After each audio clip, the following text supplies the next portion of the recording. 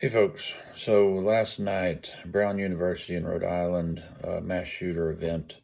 There were two people killed and I think nine more wounded. If, the last time I checked, I believe that was a count. I want to read to you Brown University's firearms policy statement. Section 3, it says the possession, use, or storage of weapons or firearms is strictly prohibited on all university property and at university-sponsored events, except as authorized under this policy. And the exceptions, let me move this up here.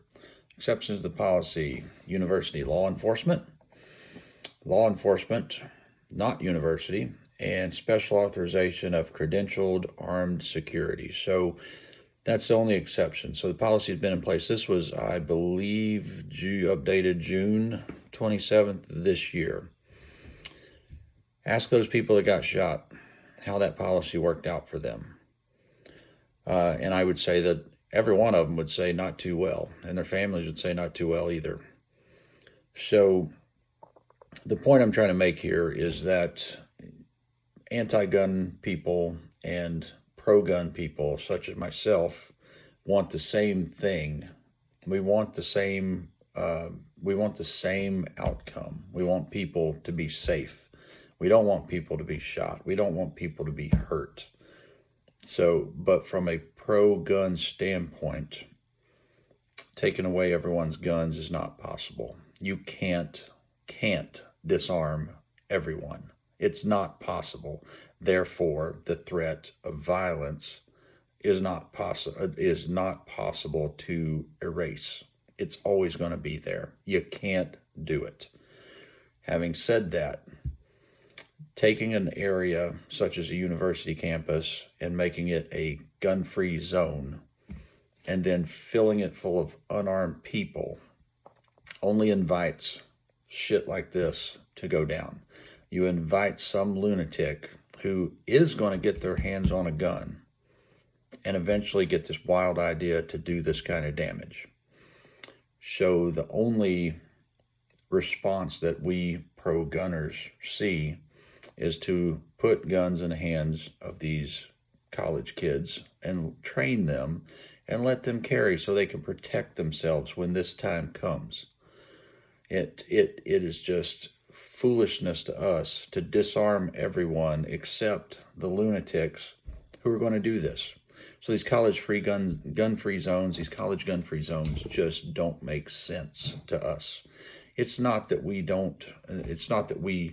want violence to occur. It's that from my standpoint and a lot of other people's standpoint, we want people to be able to protect themselves because evil is present in the world. It's always going to be present in the world. The guns in our society and in all societies, you can't get rid of them all. I talked to a guy yesterday from New York. He was down here in Ohio working and we were talking about firearms.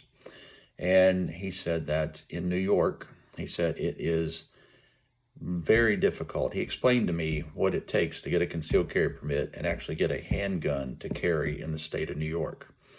And he said that he has acquaintances that he works with that have illegal firearms. And he said they obtain illegal firearms. They don't care. They don't go by the rules. They don't play by the rules. So the only people that are disarmed are the ones that are playing by the rules. So the only logical conclusion is that you have to let these people who are willing to play by the rules arm themselves, train themselves, and defend themselves legally. And as I said earlier in the video, the people who are anti-gun and the people who are pro-gun, we want the same outcome. We want the same goal. We want people to be safe.